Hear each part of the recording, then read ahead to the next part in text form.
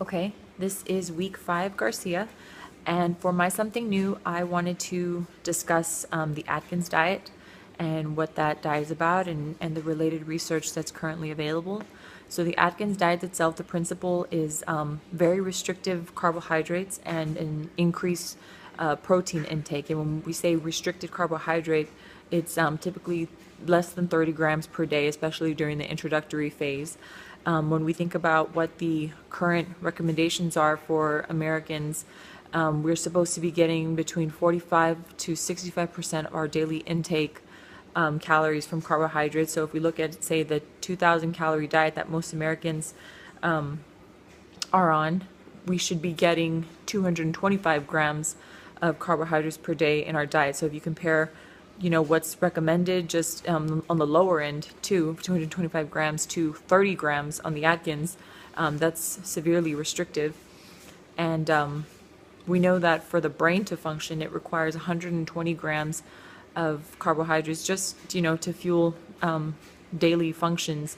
So when you're on such a restrictive diet, we know that the body is having to undergo unnatural metabolic processes to make sure that the brain is fueled properly, because of course the brain takes precedence. So the Atkins diet itself, again, low carb, increased protein, which is going to probably be meats that may be lean, may not be lean. So that's one thing that is important for somebody that's trying to adhere to this diet program. And it also encourages salads, so just lettuce and non-starchy vegetables.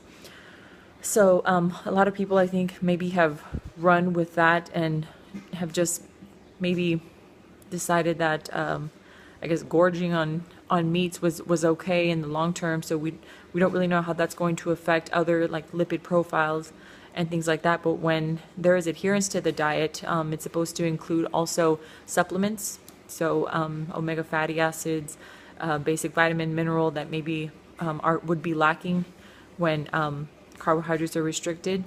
And so this is supposed to be a lifetime management. People are supposed to be able to adopt this lifestyle and then slowly transition into including more carbs, but always that emphasis on more protein, because again, the protein does have thermogenic properties. It does take the body a little bit more to, if the body expends more energy having to break down that protein.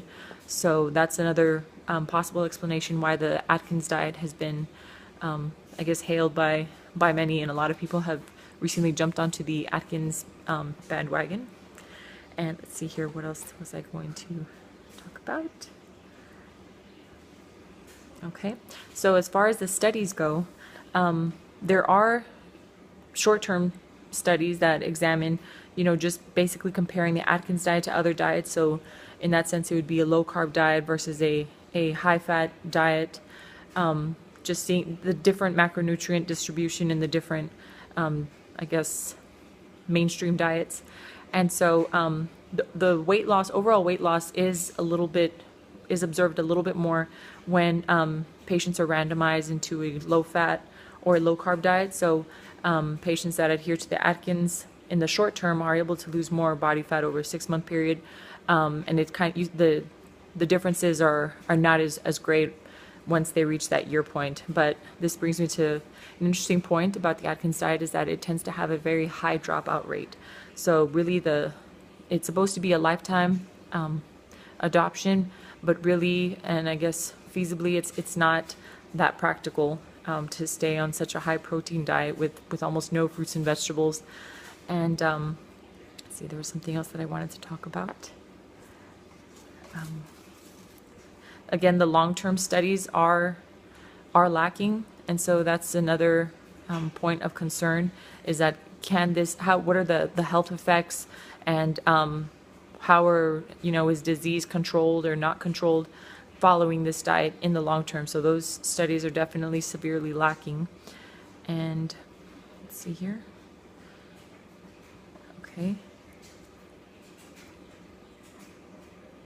Okay, well, I think that was all that I had for the Atkins diet. Thank you for listening, and have a great Sunday.